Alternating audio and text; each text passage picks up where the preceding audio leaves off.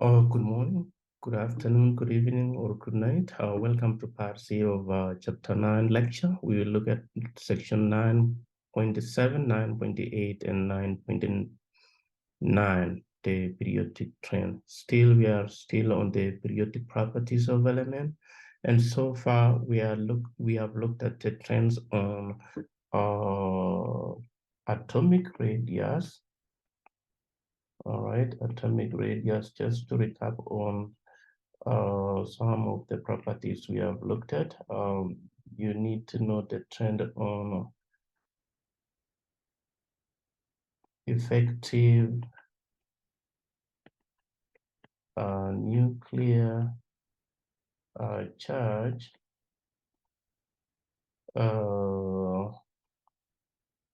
ionic radius, which we'll still revisit, ionic radius.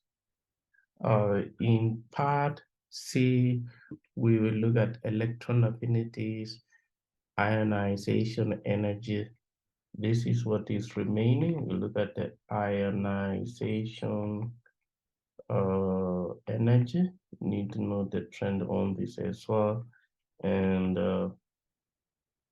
metallic character. These are some of the trends you need to be familiar with. Let's move on to section 9.7 without wasting my time. Previously, we learned about the ions. Ions are charged particles. Ions, these are charged particles, and it can be cation or anion.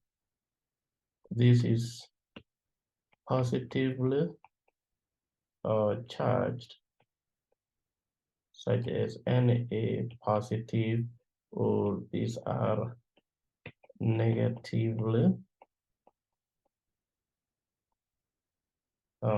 charged, e.g. fluoride, chloride, and so forth. So when you talk about the ions, they are positively charged or negatively charged.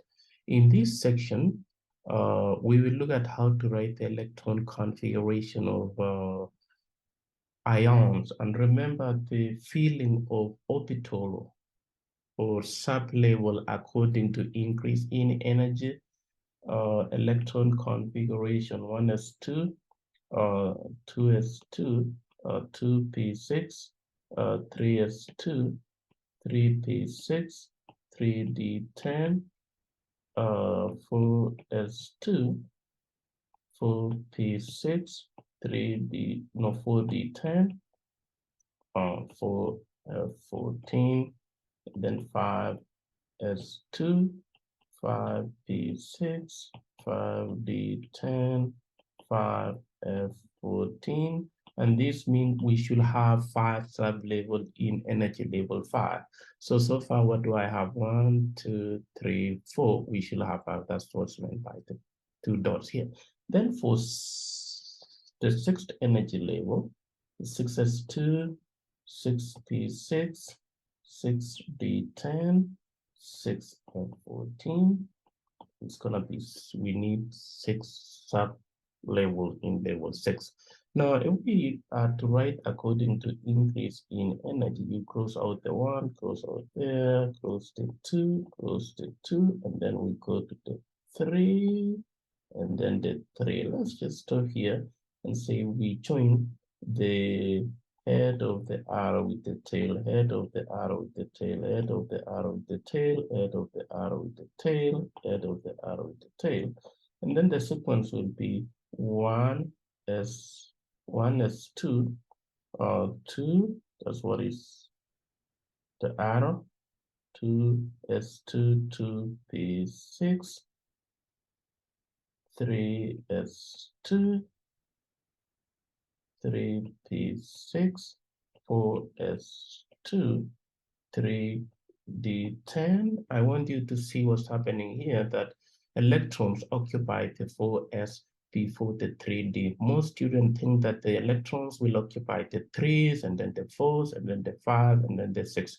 You need to learn this pattern here, how to generate and then how to write. This will help you in writing the electron configuration. After the 3D 10, we go to 4 P6 and 5 is 2, 5 is 2, and then 4D10, which means electron will occupy the 5s2 before the 4D10.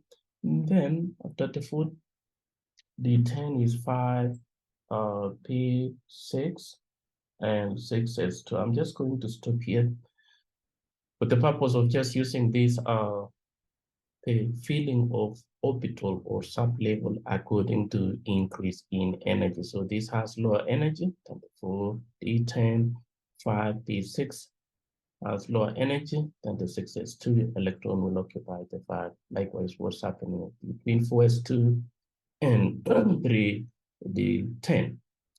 So here, we will look at how to write the electron configuration of ions.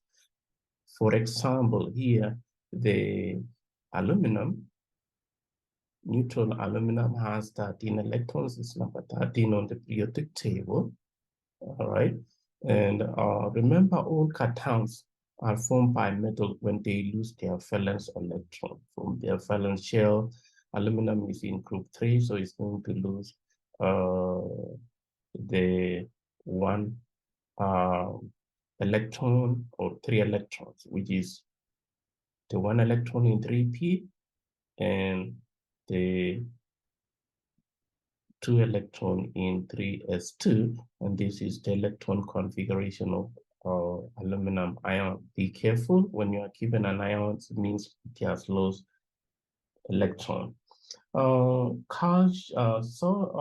Sodium, for example, has electron configuration. 1 is 2, 2 is no 2s2. This is 2s2, 4, and then 2p6, that is 10, and 3s1 for 11 electrons. Sodium ion, it means it has lost 1 electron, and the way you predict the ionic charge is based on the group number. Cations are formed by metals for main group elements when they lose their valence electron. Aluminum is in group 3, it will lose 3 valence electrons. Sodium is in group 1, it will lose its 1 valence electron to form the sodium ion, which is the cation in this case. This will be 1 as 2, 2 as 2, 2, 6, or using the shorthand, it is the same as you just write Na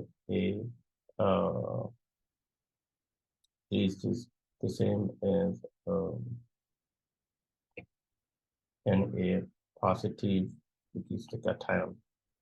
For that Na positive, sometimes you may see this just 10 electrons. It has 10 electrons. You say that iso electronic to neon, which is number 10 on the periodic table. It has 10 electrons. So if you are given one last on cation, let's say calcium, for example, cation, this has 18 electrons, and it's the same as 1 is 2, 2 is 2, that's 4, 2p6, that's 10, 3 is 2, that's 12, 3p6, these are 18 electrons. We say iso electronic to argon, which is number 18 on the periodic table. So the point here is understand what the overall positive charge on the ion and how to generate or write electron configuration, this is helium, which has 2 electrons, 2 plus 2 is 4, plus 6 is 10. That is why we have 10 electrons here using the shorthand notation. There are 2 electrons on our helium. Our electron configuration for main group monoatomic anions, that means negatively charged. Anions are negatively charged anions. Mono means 1, so anions, they are negatively charged, e.g. oxide ion, fluoride ion, nitride ion. You should be able to predict the ionic charges for those. The overall charge indicates how many electrons are being gained. An example here is fluorine. This is the ground state electron configuration of fluorine. It is number 9. So you add the superscript numbers here, should add up to the atomic number, which is 9. Should be able to write the electron configuration for neutral or atom. Now, for anions, which are negatively charged, you will add extra electron. You see, this overall charge of -1 for fluoride will add 1 electron on the 5p sublevel. This is isoelectronic. I would say isoelectronic to neon as well. For all other monoatomic anions, for main group, it indicates that you should add extra electron based on the group number here. We'll have to add 2 electrons. We'll have to add 1 electron. We have to add 3 electrons, and so forth.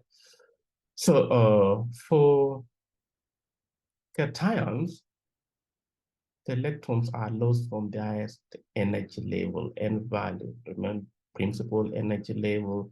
Lithium, for example, here, lithium is number 3. We are to write or draw the electron configuration. This is the lithium ion with the 2 electrons. And then the 1 electron in the outermost, we call this valence electron. And it is lost to form Li positive, which is 1s2. When this electron is lost, 1s2 losing the outermost. How do you predict that? Based on the group number. If you know the group number, you should be able to predict the ionic charge for cation. For main group anion also, you should be able to predict the ion or the charge on the anion based on the group number. You add an extra charge or extra charges based on the overall charge. You have to add electron based on that. For main group cations, you need to add that. I've shown you how the electrons are lost based on the group number. Please practice on more main group elements, how the electron configuration are written. Let's see an example here on writing the electron configuration for calcium, for cobalt, and I will highlight how to go about with the transition. This is a main group. This is main group. This is transition, which involve this sub-level. We'll see that in a moment. But first, you have to ask yourself, or write electron configuration of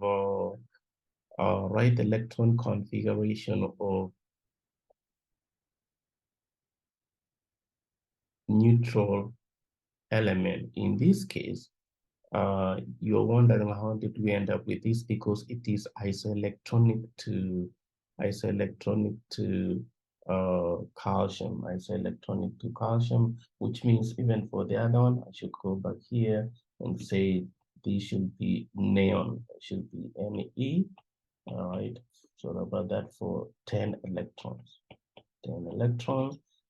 Fast forward to calcium here. Calcium. For neutral calcium, calcium, this is 1s2, 2s2, 2p6, 3s2, 12, 3p6, 3p6, and 4s2, these are up to 20 electrons. For Ca2 positive, it is 1s what? 1s2, 2s2, 2p6, 3s2, 3p6. This has 18 electrons. 18 electrons, and it's the same as electron configuration of argon. You're wondering why we have in parentheses argon here, because we say it is isoelectronic. This time I say electronic means same electron configuration to neon, no argon. This is Ar for argon. That's what you see here. Or what it means that why are you not seeing the electron configuration for that? Because they are, or they are said to be isoelectronic. This is 18, usually shorthand 18 electrons, and then plus 2 for atomic number 20. To remove 2 electrons, we remove the 4s. The 4s for cation. These 4s electron in the highest n value are removed to form the cation, Now, watch what will happen with the cobalt. All right. If you are to write electron configuration for cobalt, let's see if I go to periodic table. I'm just going to to say periodic table of elements. We can just look at this element. Maybe I'll use this. Can use any periodic table, give you that. What I want to show you is the cobalt is number 20. Number 27 on the periodic table, so it has 27. It has 27 electrons, 27 electrons. And if you are to write electron configuration for neon, all right, we will have to use the long form. We're just going to write the long form of electron configuration for neon. So no cobalt. 27 is going to be 1s2, 2s2, 2p6, 3s2, 3p6, 18, 4s2, which is 20, and to make 27, it is 3d. This is 3d7.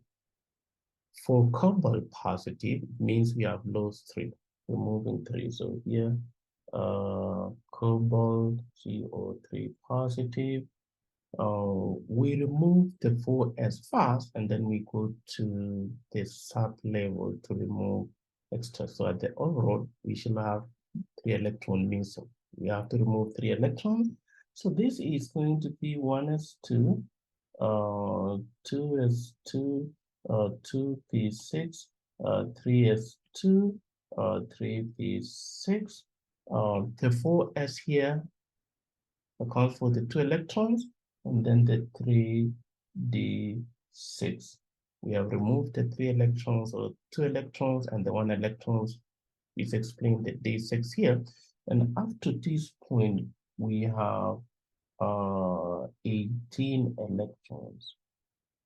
If we can write it as A are 18 electrons and 3D 6. This is how you proceed with writing electron configuration for transition elements. Remember the irregularity in electron configuration for chromium and copper so that you account for how many electrons are lost. We'll see that in a moment. So this is explain why we have AR with the 3D. Don't memorize this because you'll be just stuck thinking that I'll ask you in the exam or quiz, what's the electron configuration of ion of cobalt, 3 positive, okay? You need to learn how I ended up with this electron configuration for cobalt. For anion means you have to add extra electron. Sulfur number 16, we have 10 electrons here. With the 2, we add 3 extra electrons. So that means here for sulfur is 1s2, 2s2, 2p6, 3s2. All right, this is 12, and then 3p 4 for 16 electrons. This is atomic number 16. But sulfide, we call sulfide ion, which is S2 negative. All right, the one we have on the question is how you write electron configuration. We have 2 extra S2. This is 2 extra electrons. 2 extra electrons. This will be S2 negative is 1s2, 2s2, 2p6, 3s2, and then 3p6. It has 18 electrons. It is isoelectronic. It's electronic to argon, number 18. That's why you see here electron configuration for sulfide. Let me just blow up this. Electron configuration for sulfide ion is the same as electron configuration for ion. And remember, we use parentheses for that to show that. So either use the shorthand, the long form, or just put that in parentheses. You may see multiple choice question, but please remember that it means they are isoelectronic with that element. It's not electron configuration for argon. Or write electron learning check, write the electron configuration of chromium ion. Remember chromium and abnormal or irregular electron configuration. You'll expect from the periodic table, all right? This is the periodic table. Chromium is number 24, but we do not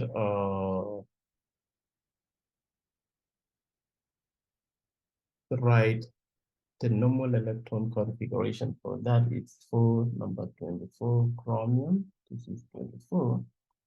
1s2, 2s2, 2p6, 3s2, 3p6, this is 18, 4s2, 20, 3d. You may expect that it is like that, but that is abnormal. We just have to make these 5 and make these 1. So this is the electron configuration of chromium. This is number 24, but for chromium, with an overall charge of positive 3 means we are less by 3 electrons, and we remove 1 from here, and then we go for 2 on the 3D sublevel. This means it's going to be 1s2, 2s, 2, 2, p6, 3s2, 3p6, and then 3d,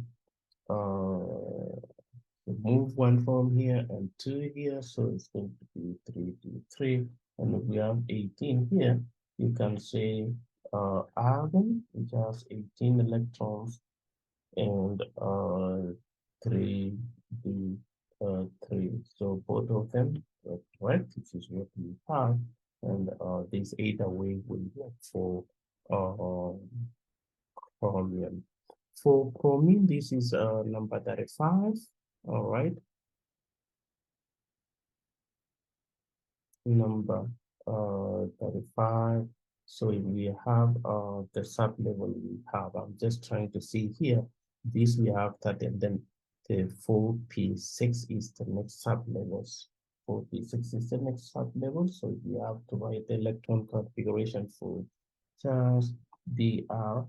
This is going to be 1s2, 2s2,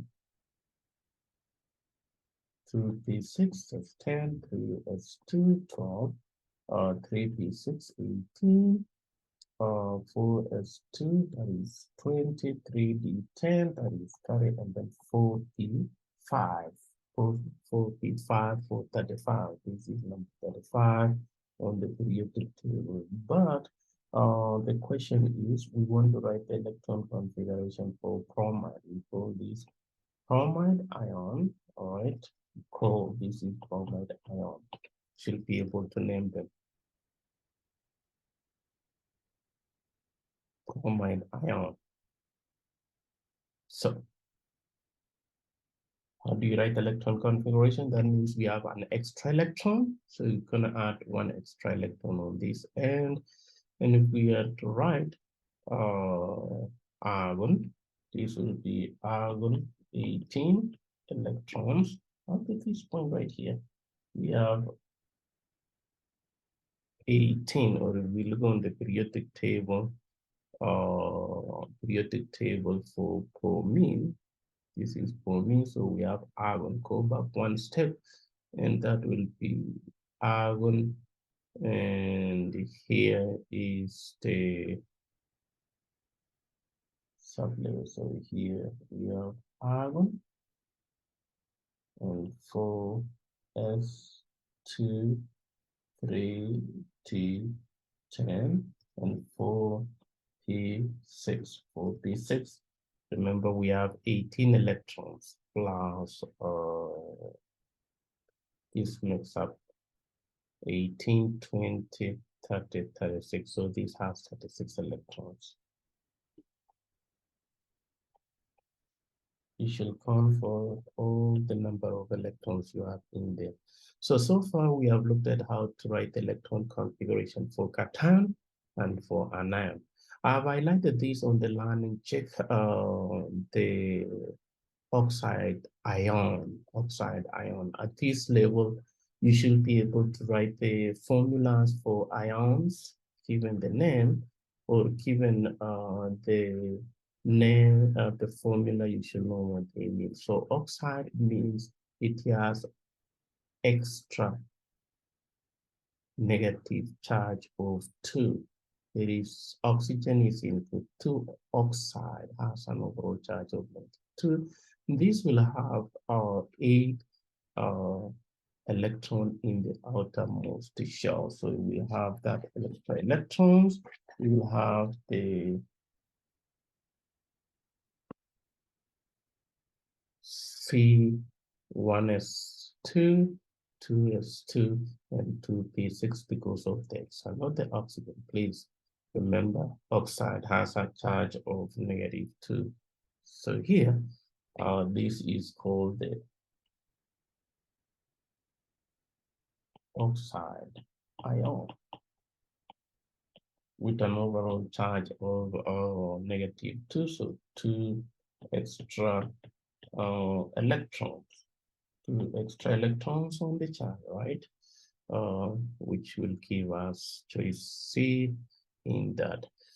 Now, I've explained using cobalt how to go about with electron configuration for transition metals, how the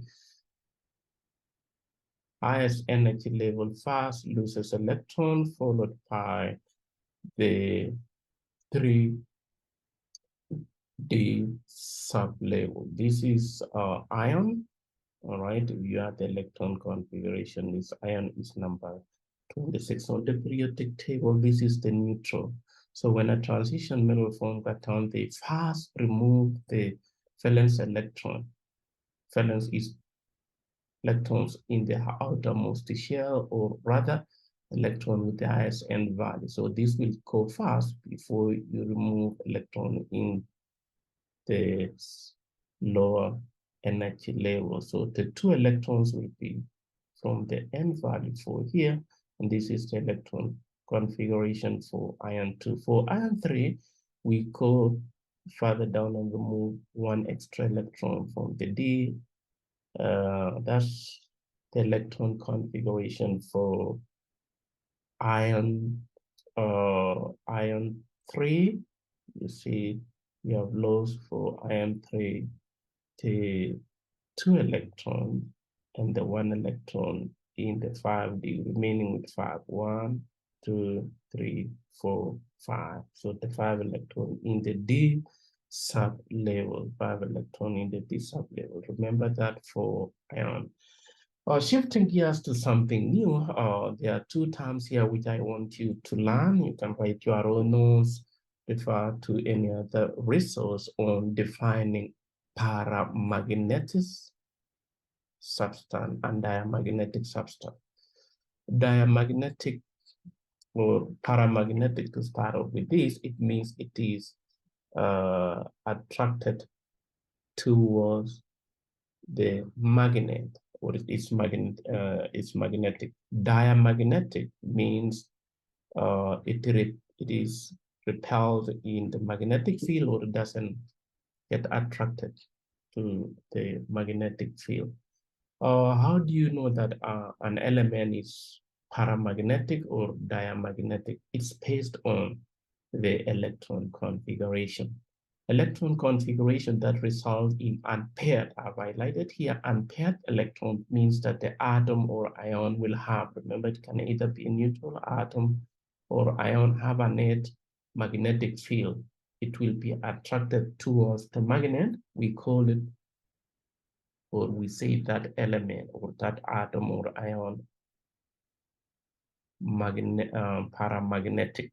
So paramagnetism is a situation where there is a net magnetic field. Look, for example, here, argon, silver, with unpaired, there is no way, you can tell by just looking at the chemical symbol and memorize that this is going to be paramagnetic, this is going to be diamagnetic. You have to write the electron configuration to see if they are unpaired electron. Unpaired electrons result in paramagnetic, or the ion will be paramagnetic. But if the electron configuration have all paired in orbital filling diagram, that element or that atom of that element or ion is said to be diamagnetic. Zinc, for example, all electrons are paired up, we say it's diamagnetic.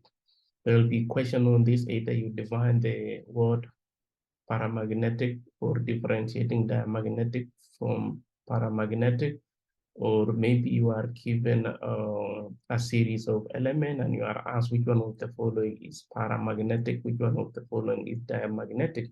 You should be able to write the electron configuration using orbital filling diagram to see if there is any unpaired electron. That atom will be paramagnetic. If all of them are paired up in orbital filling diagram, you say it's diamagnetic.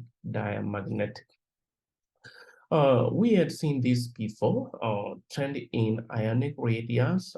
You should read on this as well. It's just revisiting. It's the same as the atomic radius. As you go down a group, the ion sizes increases. Therefore, higher valence shell get larger. So in other words, the ionic radius go down. You have to see when going across the periodic table so that you explain why. So electronic, same electron configuration, larger positive charge, smaller cation, which means it's going to decrease. In overall, if you see a going across, it's getting small. Because you are adding electron on the same shell, the nuclear charge, the number of proton in the nucleus keeps on increasing as you go across the periodic table. Therefore, the effective nuclear charge will shrink the atom. As you go down a group for ion, it keeps on increasing because there will be so many shells. I will not ask you to maybe give me the numerical value for ionic radius of lithium or potassium or any other cation for this case, but just learning and committing to your memory the general trend will help you. This trend here, all right, this trend you see here, this is the explanation. Please read on this. When atoms and cations, they have the same, we remove. When atoms form cations, the valence electron are removed, and the further remaining electrons from the nucleus are p or d electrons energy level. This result is cation being small and small because you don't remove the protons in the nucleus. It will remain constant, but the number of electrons outside the nucleus as you remove electrons will get small and small. So small number of electrons being pulled by high number of protons in the nucleus will shrink the atom, will shrink the ion, all right? In this case, the cation will keep on shrinking as you go across. This is the explanation for that. How about if you go down a group, right?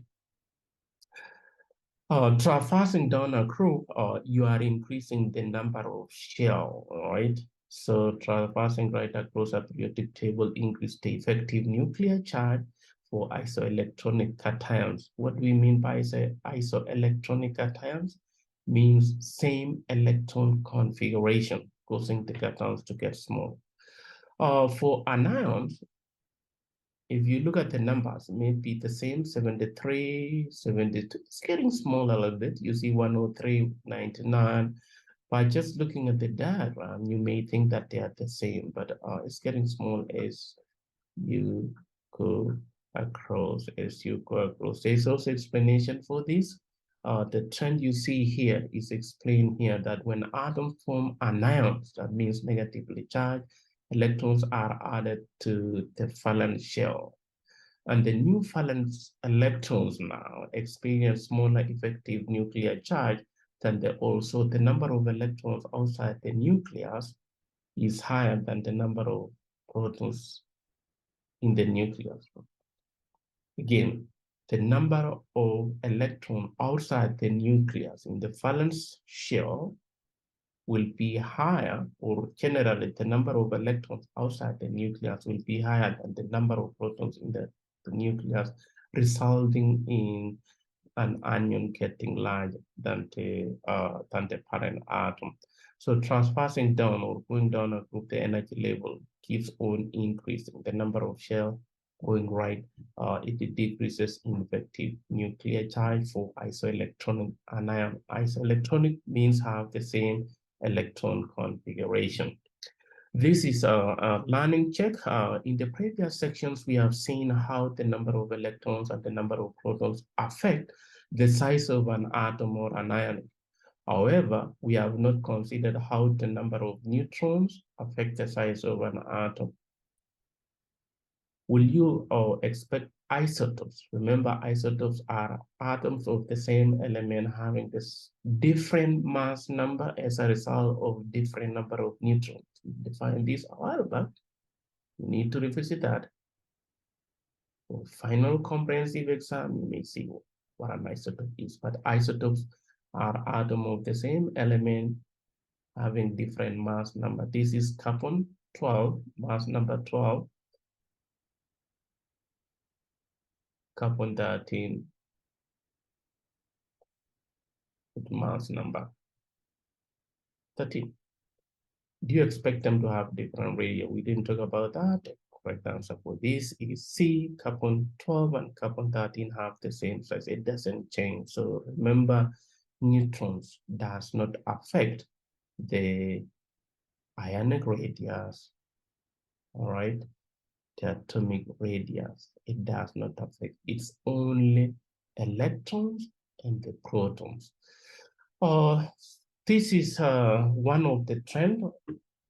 As I explained earlier on, ionization energy is one of the trends you need to remember. Please list all the trends we have looked so far. You should make your own notes. Trend on atomic radius, trend on effective nuclear charge, trend on ionic radius. Now, ionization energy is also one of the trends. First, let's define ionization energy. This is the definition. It's the minimum energy required to remove an electron from an atom or ion in gaseous state. It's not a neutral atom, but it has to be in gaseous state. So if I write here, it's gonna be in gaseous state. This is a metal in gaseous state. It is under endothermic process, which means you have to add energy into it. Remember endothermic, exothermic. IE here is called IE is called fast ionization energy, and is the number of, so here you can see this.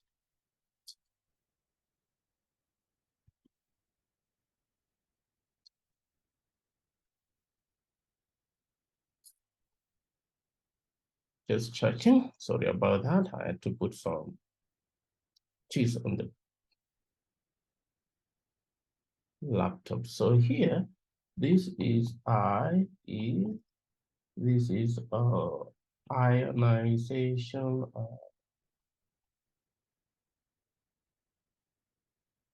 energy, which we just defined that is the amount of energy required to remove an electron. And remember, we remove only one electron. We remove only one electron. So IE1 equals this fast ionization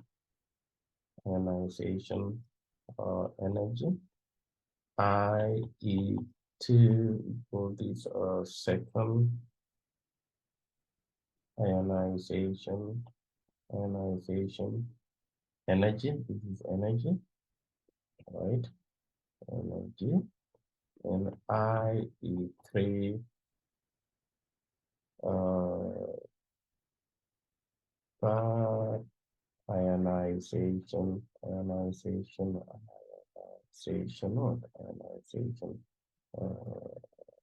energy, that ionization energy.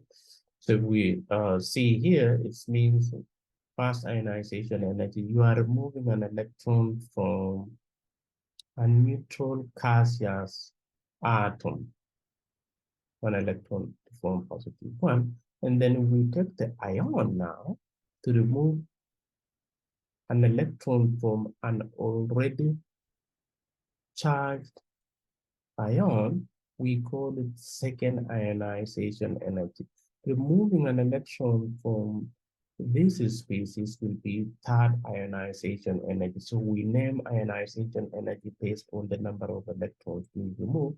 Remember, you don't remove two electrons at the same time. It is successively you remove one electron to form first ionization energy, second ionization energy. You need to know the trend, all right? On ionization energy. This is the general trend. fast ionization energy decreases and increases across the periodic table. So we have the periodic table here. I'll say increase decreases. So here decreases as you go down, and then increases as you go across. This is ionization energy, i.e. And you should know because of why, or why is it following this trend. It has to do with the effective nuclear charge.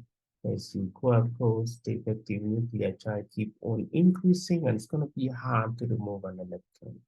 As you go down, the principal energy level keep on increasing. Therefore, it's going to be very easy to remove an electron, which is very far away from the nucleus. Therefore, this explains why it's decreasing as you go down the periodic table, And may just recommend maybe use the diagram, the illustration here, assuming that this is the periodic table. It will help you in general terms.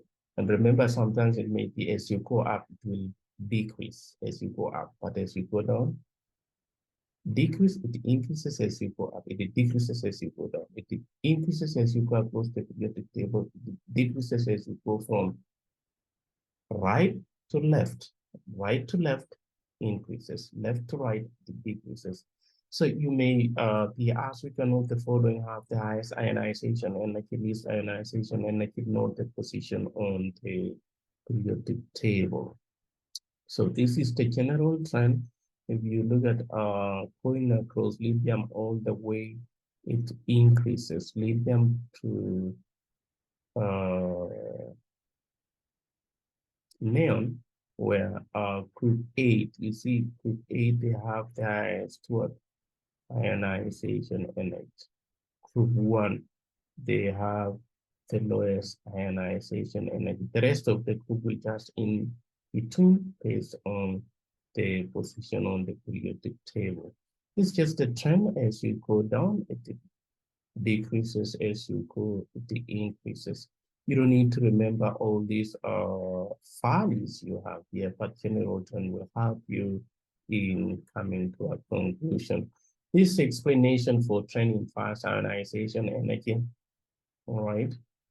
The strength of attraction is related to the most probable distance. How far is it from the nucleus? That's what it is. The farther it is, the easier it is to remove. The closer it is hard to remove that. So larger orbitals, that means those electron in diads and value. The farther you go away from the nucleus, the easier it is to remove that electron because there is less attraction. Quantum mechanics predicts the atom fast ionization energy should get lower down at quantum mechanics, which we learned earlier on in chapter 8, explain why we see this trend. All right, so as you go across the periodic table, white is decreasing because there is increase in effective nuclear charge on the valence electrons, which also the quantum mechanics predicted from fast ionization energy should get high as you go across. Well, there are some exceptions in the fast ionization energy in the trend using oxygen and nitrogen. Even though this highlighted here, we are dealing with the 2p sublevel, you may think that it's the same or they will need the same energy, but the unpaired electrons in nitrogen does not experience any repulsion, whereas in oxygen, these two electrons, remember negative and negative repel, positive, positive repel, positive, negative attract. So these paired electrons will somehow repel because they are negatively charged, which will explain why oxygen will have less fast ionization energy compared to nitrogen. It will take more energy here because there is no repulsion. Forget about the 1s, 2s, 1s, 2s. We are looking at the 2p sublevel and the electrons we are removing. These are just some of the few exception. So the reason for that, for nitrogen, to ionize nitrogen, you must break up half full sublevel, it goes more energy. But for this one, oxygen, you get full half sublevel, which goes less because of the repulsion in there. So the trend is not followed when added electron in the next element and as a new sublevel, or is the fast ionization to pair in one orbital or suborbital. So this is paired and it's going to be easier to remove that. There's a learning check question here, and the correct answer is C. Why this one will, or why it's easier to remove a 2p electron from an oxygen atom than a nitrogen atom is because the 2p electrons removed from oxygen atom is in a fully occupied orbital with an increased electron-electron. This is electron-electron repulsion, all right, compared to one from nitrogen where there is no repulsion in the paired electrons. So remember that for exception. Right, the trend in ionization energy, this is an example. We have been given three elements, 1, 2, 3. From the periodic table, this is sodium. You have to position where they are, that is green. You have to see which element is given here. What is the question? Question here is the three elements are indicated in the periodic table in the margin, which is what? Which one has the largest ionization energy?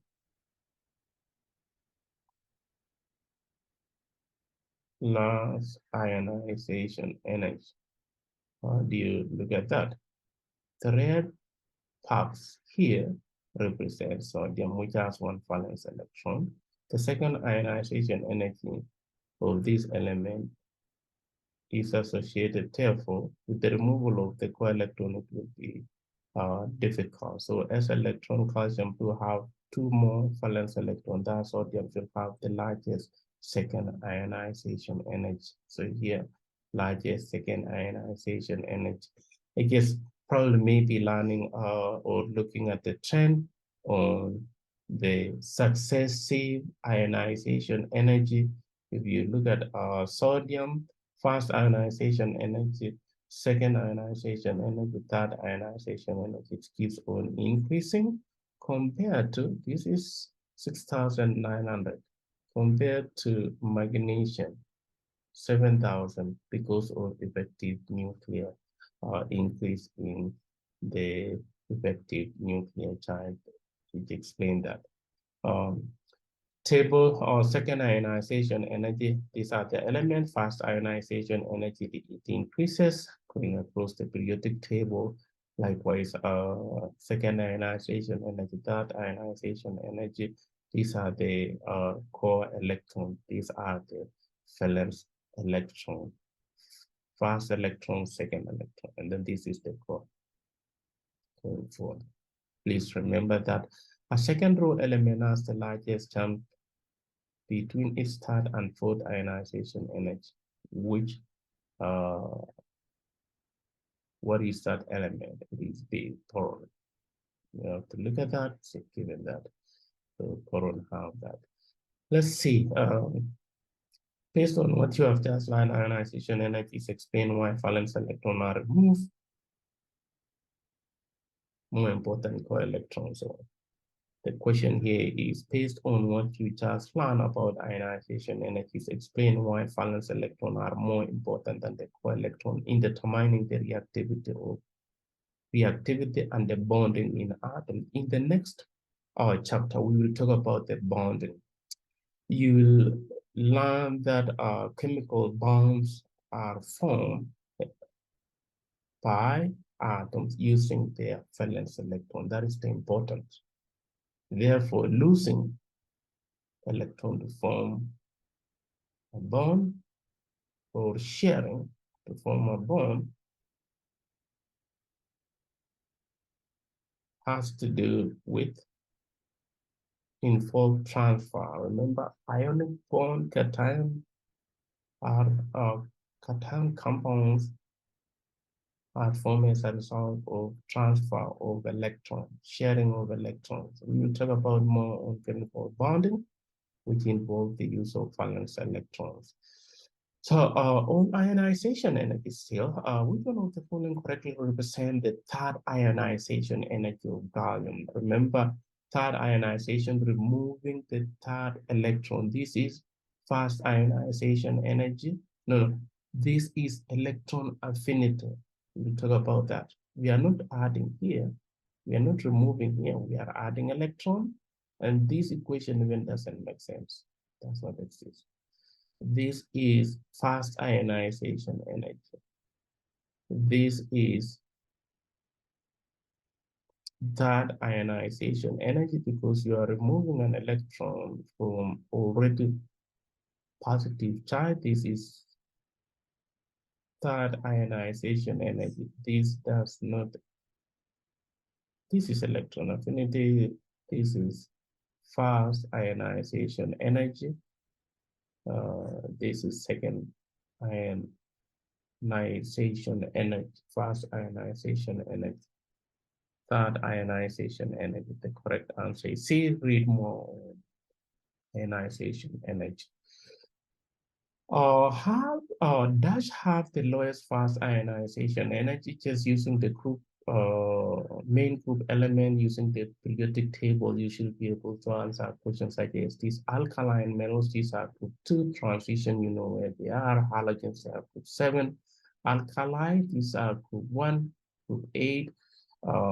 Remember, ionization energy increases from left to right on the periodic table, and the correct answer for this is D, alkali metals. If you don't know these names, learn before, it will be very difficult for you to come up with a conclusion as to which one will have the lowest. Next time, it might be the highest fast ionization energy, and if it's the highest, if I change here to the highest fast ionization energies, and then the response would be E, noble gas electron configuration.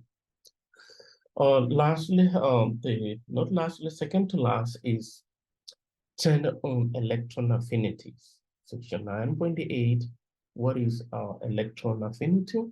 Electron affinity, abbreviated EA, is the amount of energy released when a neutral atom gains an electron, when a neutral atom in gaseous state gains an electron, or rather ionization, electron affinity is the amount of energy released when an electron is added onto a neutral atom in gaseous state. This is just a neutral atom in gaseous state adding one electron, and this is fast electron affinity. Electron affinity is exothermic energy is given, it's shown as negative, but sometimes it may be positive. The more energy is released, the larger electron affinity it is. So if it has a larger negative value, that means higher electron affinity. The more negative the number, the larger EA. EA stands for electron affinities, which is the minimum, which is the amount of energy released when you add that. You need to have the general trend, all right, as you go down a group. Alkali metal decreases electron affinity as you go down a group, but not all groups do that. Generally, regular increases in electron affinity from the second period to the third period.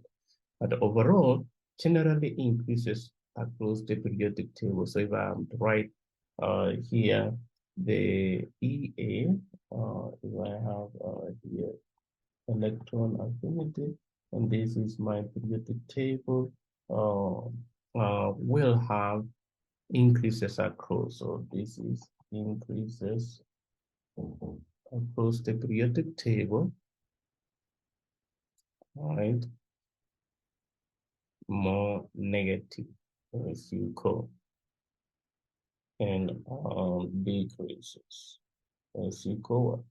as you go down a group. This is electron affinity in general terms. So if given a series of elements, you may be asked to rank according to increase in electron affinity, decrease in electron affinity. Just eyeball where they are on the periodic table. You should be able to answer those questions. I won't ask you, or no one will ask you to remember the numbers here, but if you look at going across, it means it's increasing across lithium, and as you go down, it's decreasing. This is the general trend units in kilojoules per mole, kilojoules per mole. That's what you want to, I want you to remember on the trend on electron affinity. So far we have looked at ionization energy, you are almost electron affinity, and lastly, the metallic character, Remember, before we look at that, from the periodic table, you look at the periodic table, you should know where the metals are based on the staircase. These are metalloid or semi-metals. These are the non-metals, including the hydrogen here. We have the metal on the left side of the periodic table. We have the metals. We have the metalloids here: boron, silicon, germanium, astatine, antimony, tellurium, and polonium. These are semi-metals, and then we have the non-metal on this side. So if I want to just remember the trend, as I move across the metallic character should decrease. I'm on the metal territory, semi-metals all merging to non-metals. So you should use what we learned previously in coming up to a conclusion on the metallic character. So we are on metallic character. These are properties of metals which we learned earlier on, non-metals, metals. You can read more on this. I don't want to spend more time, but I just want us to look at the metallic character and the trend on the periodic table. This is the trend. As you go across the periodic table, metallic character decreases. Metals are found at the left on the periodic table. I just showed you that. Metallic character increases down the periodic table. So if I am to use the metallic character here, here is the metallic character on the periodic table. This increases, decreases as you go across. So decreases across the periodic table, increases going down the periodic table. It can be on the group. Yeah, we don't go diagonal. This is like down a group or across the periodic table. Just like in the ionization energy, electron affinity, you may be asked which one is the most metallic. Even though they may be both metals, you have to see where they are on the periodic table. You have to see where they are on the periodic table. This is one of the periodic table we looked at. I can say potassium is more metallic than gallium, even though both of them they are metals. Or rubidium is more metallic than strontium because of the position on the periodic table. As you go down, cesium or francium, they are more metallic than anything above them because metallic character increases down and it decreases going across the periodic table. The explanation for these metals generally have smaller fast ionization energy, therefore it's easier to lose, and therefore quantum mechanics predict atom mechanics. Atoms' metallic character should increase down the group because of the increase in principal energy level, and therefore it's going to be easier to remove an electron from the cations. Read on alkali metals, group 1. Atomic radius increases down ionization energy, therefore reducing aging. Of the following element, P dash is the least metallic. You have to see where they are on the periodic table. Metallic character. So if we have metallic character, this will be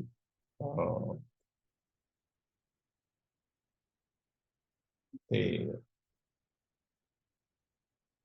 least metallic. We have fluorine. So if I have fluorine sign, minimize this, you see where the neon is. You see a neon here, fluorine, all right? So if I have neon, you are looking for the least. So neon is the least in terms of the rest will just be on the side of the periodic table. Use the periodic table to have you on coming down, neon, oxygen, chlorine coming down as decreases least metallic, chlor, CS. So the chlorine. Groups in trend electron group have similar properties. Trend also exists within the group compared to an alkali metals, alkaline earth metals, 6 oxygen. You have to know the trend on group 1, group 2A, group 6A, group 7A, group 8A, metallic character as well. Alkaline, they are soft metals, just giving you they are most reactive. You can read more on group 2 as well, alkaline earth metals, their reactivity, how they form the oxide.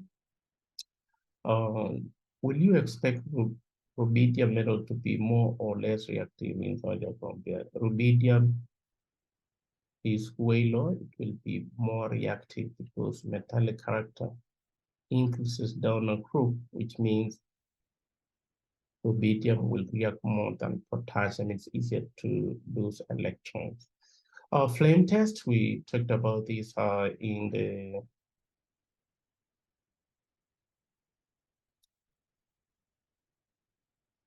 thermochemistry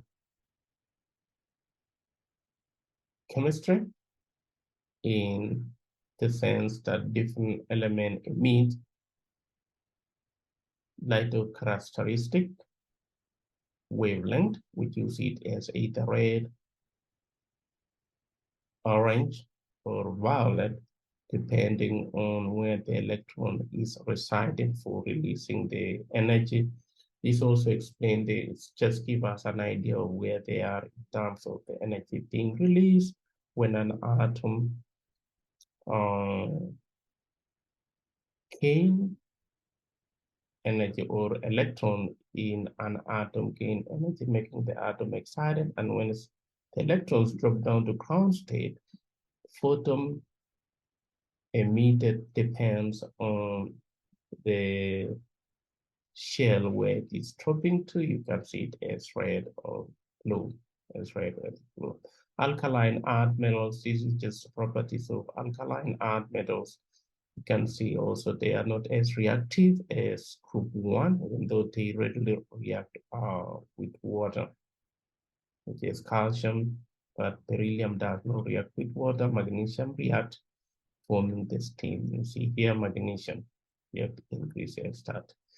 With that, I don't want to spend more time. In summary, just read the summary on group. All right, summary on the periodic trend. All right, this is just a summary on periodic trend, atomic radius, fast ionization, electron affinity, metallic character, moving up the periodic table, decrease. You can devise your own way of writing summarizing the periodic trends we have seen so far. At least you'll be well-rounded in uh, taking the quiz, taking the exam. Other than that, that marks the end of chapter 9. Please remember to complete module 9 in Alex assignment before taking the quiz, which will be posted momentarily. Thank you.